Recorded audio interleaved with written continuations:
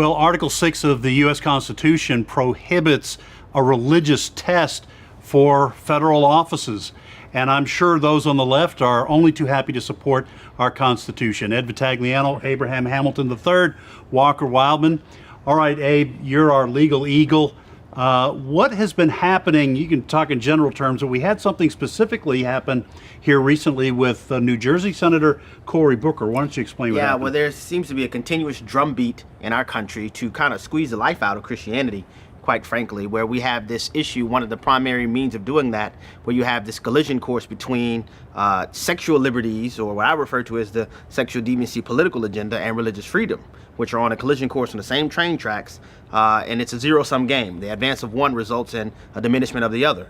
An example of that, just a couple days ago, two days ago now, where Naomi Rao was nominated to replace Judge Kavanaugh, Brett Kavanaugh, on the D.C. Circuit Court of Appeals, and during the confirmation hearing, Senator Cory Booker, who has announced he's running for president, by the way, grilled her on whether or not she believed homosexuality was a sin, whether or not homosexuality was immoral.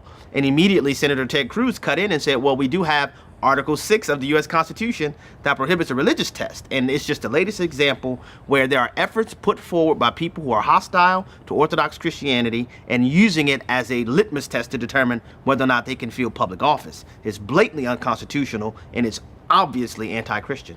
Well, Walker, we have been saying here at American Family Association for over 40 years, we're not the only ones, but certainly one of the groups that have been warning about the secularization of our nation. And a lot of times people treated us as if we're fearmongers. We're just making this up just to scare people. But it is playing out right before our very eyes. What Cory Booker has done, he's done before, and others on the left have done to other religious people. We're not making this up. This is a real agenda.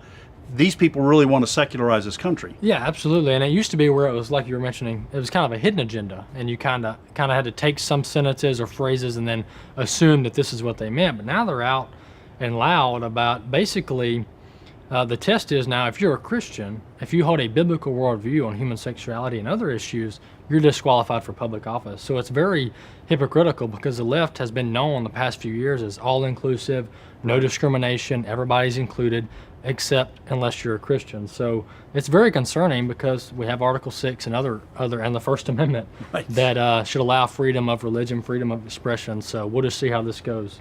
Well, and we will pay attention to it, as we have been paying attention to it for 40 years. It has been said that elections have consequences, and that is true, perhaps more true now than ever.